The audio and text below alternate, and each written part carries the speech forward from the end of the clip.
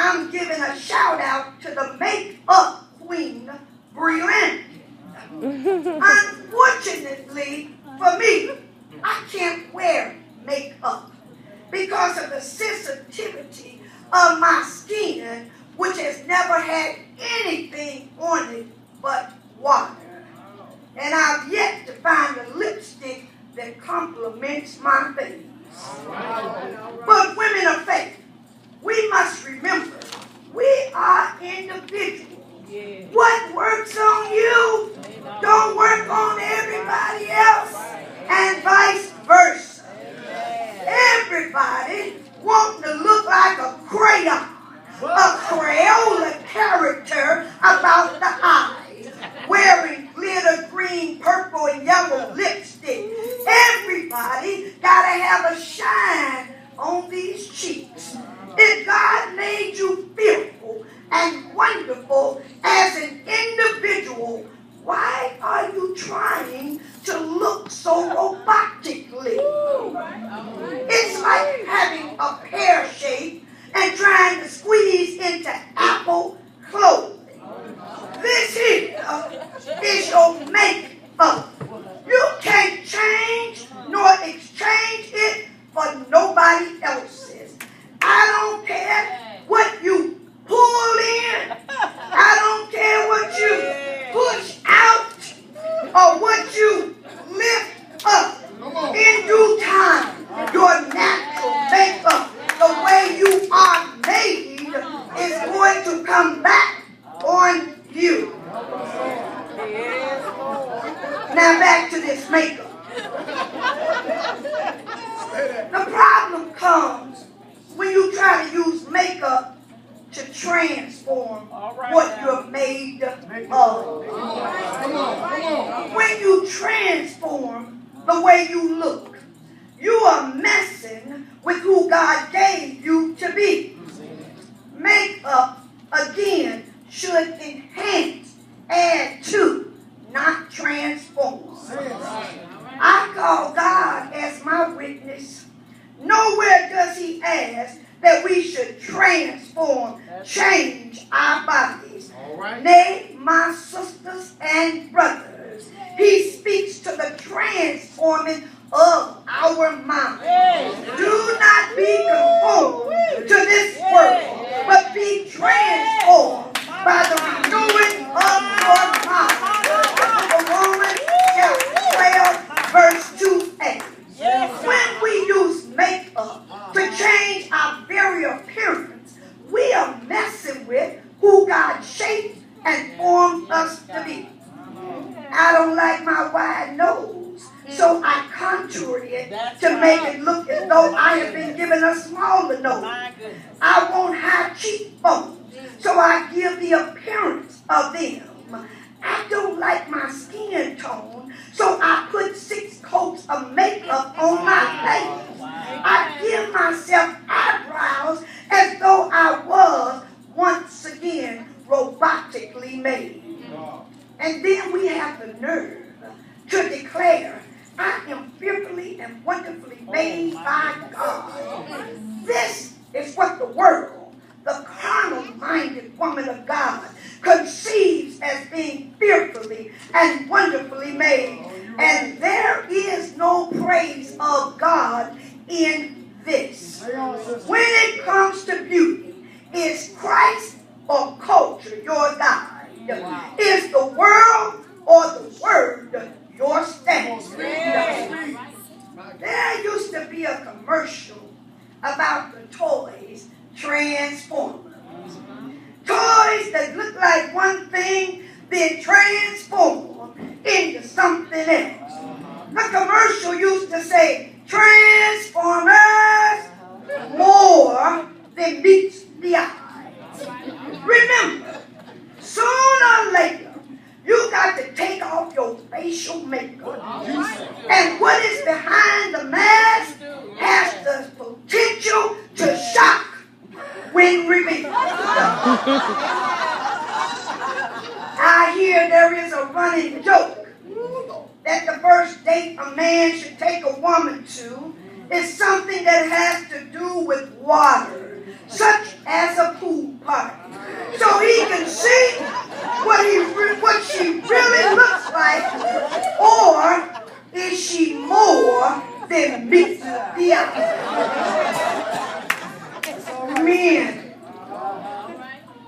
If you're dating,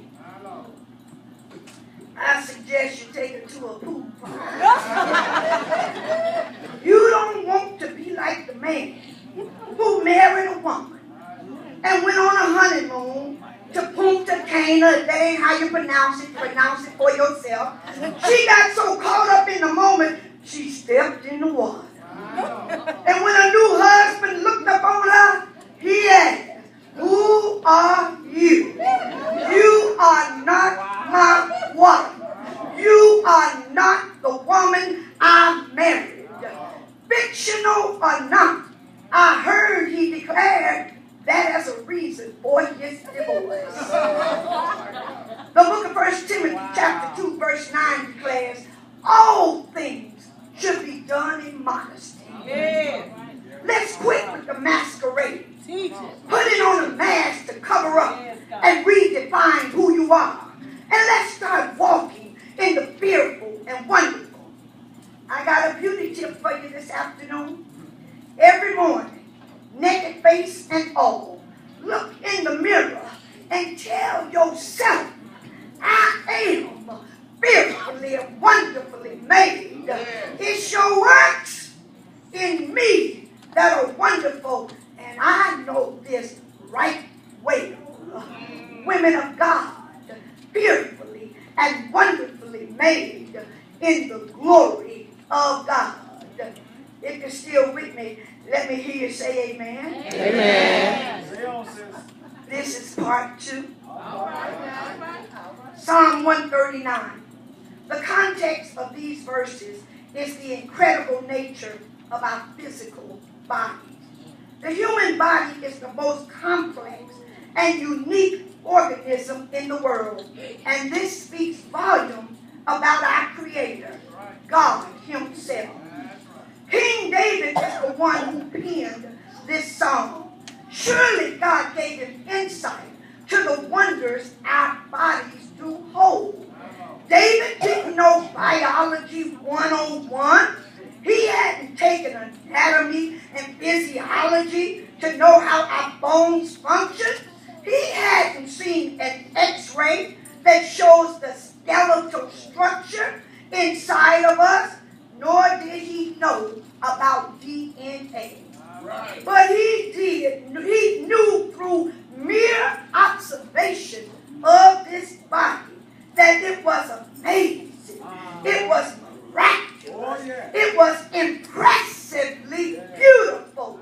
He could see and admire the work of the worker of these bodies.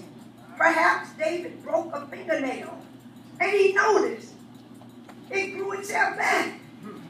Maybe he cut himself and observed the soft tissue inside and realized skin is a protector for the inside, and skin has the ability to heal itself.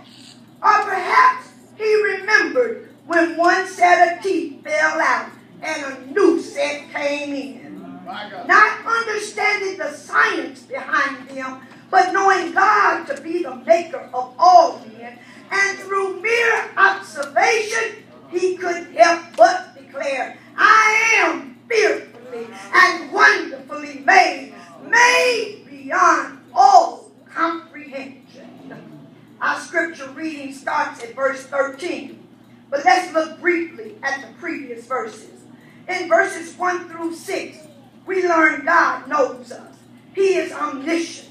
He is all-knowing. He knows everything. He knows absolutely everything about us, down to the tiniest details of our lives.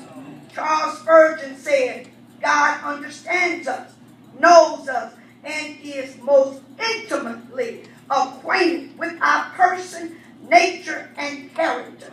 His knowledge of us is extremely thorough. There has never been a time when we were unknown to God. In verses 7 through 12, we learn God is always with us. He is omnipresent. He is present everywhere, all at the same time. He's always with us wherever we go. Whither shall I go from thy spirit? Or whither shall I flee from thy presence?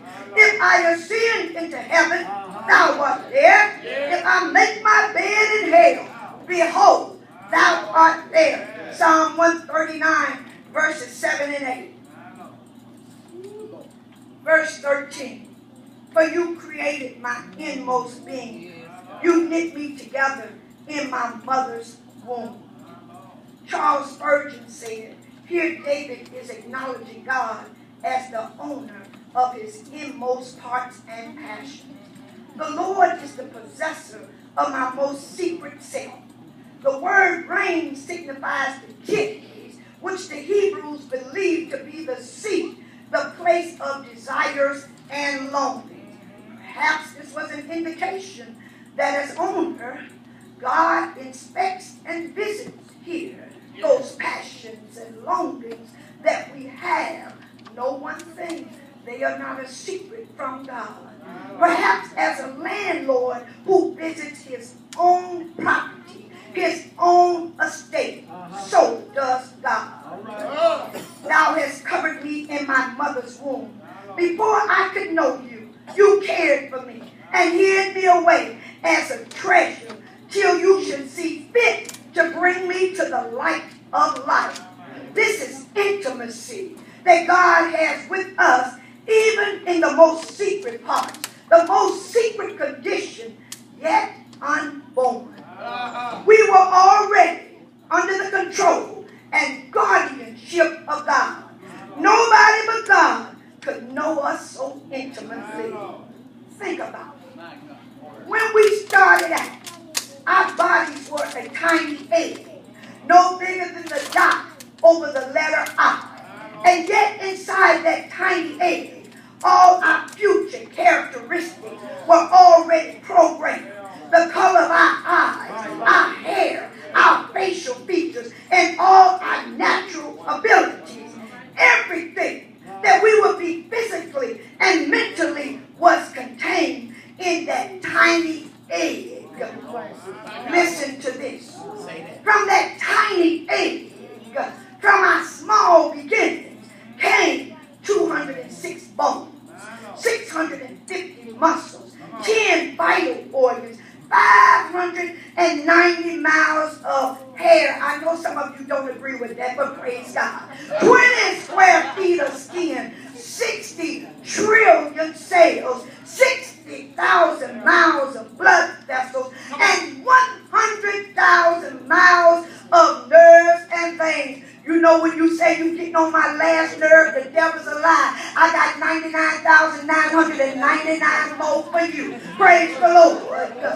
This was all contained in a tiny cell, the size of a dot over the letter I, as made known by Louis Giglio. And God said, before that dot size cell was, I knew you already. Somebody say, if you're happy, say amen. I say, if you recognize you are fearfully and wonderfully made, say amen. Say amen. Verse 14. I praise you because I am fearfully and wonderfully made. Your works are wonderful, and I know that full well. I praise thee at the idea that God knew him before he was. David had to take a praise break. Now you know, when David thought about God and God being with him, he didn't mind getting an ugly praise on. And David danced before the Lord with all his might.